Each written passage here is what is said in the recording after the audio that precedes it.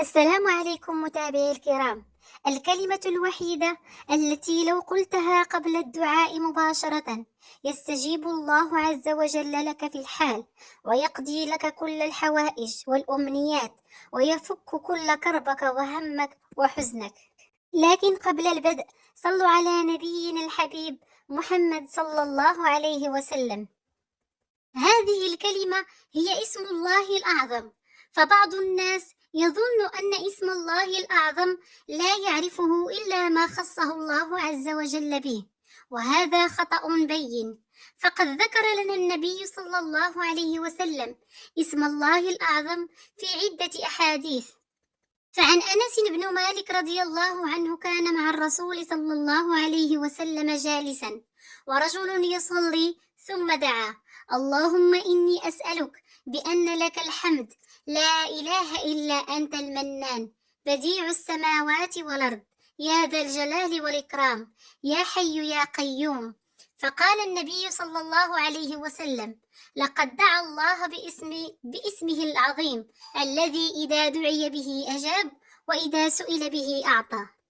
وعن بريدة بن الحصيب رضي الله عنه أن النبي صلى الله عليه وسلم سمع رجلا يقول: اللهم إني أسألك بأني أشهد أنك أنت الله لا إله إلا أنت، الأحد الصمد، الذي لم يلد ولم يولد ولم يكن له كفؤا أحد. فقال: لقد سأل الله باسمه العظيم الذي إذا سئل به أعطى، وإذا دعي به أجاب.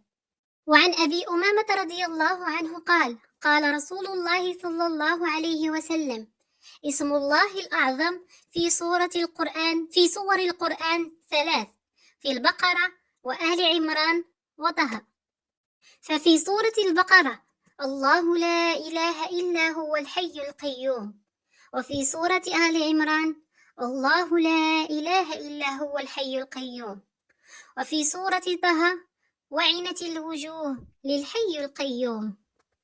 قال أكثر أهل العلم بعد المقارنة بين هذه الأحاديث بأن اسم الله الأعظم هو الله، فهو يوجد في جميع هذه الأحاديث، وهو اسم لم يطلق على أحد غير الله عز وجل، وهو دال على جميع الأسماء الحسنى والصفات العليا.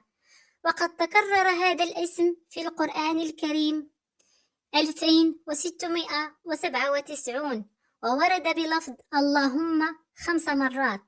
وفي الدرجة الثانية يأتي اسم الله الأعظم الحي القيوم، فقد كان النبي صلى الله عليه وسلم يعلمه لفاطمة رضي الله عنها.